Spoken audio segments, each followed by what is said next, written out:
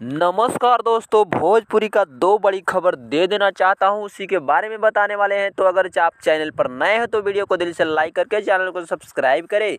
पहला खबर है पावर स्टार पवन सिंह के लिए, जो कि काराकाट में चुनाव प्रचार करने आ रही हैं। काजल राघवानी साथ में बिहार के काराकाट में, तो देखिएगा जरूर मेरे दोस्तों।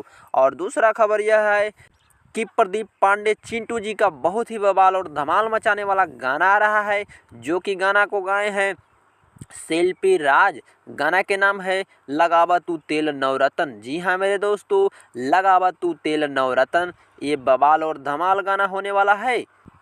गाना को लिखे हैं दुर्गेश भट्ट और संगीत दिए हैं शुभम तिवारी। तो गाना एकदम बवाल और धमाल मचाने वाला, लगावा तू तेल नवरत्न, ये गाना बवाल धमाल मचाने वाला है। तो ये गाना आ रहा है वर्ल्ड वाइडर भोजपुरी के यूट्यूब चैनल से, तो देखिएगा सुबह 8 बजे आ रहा है।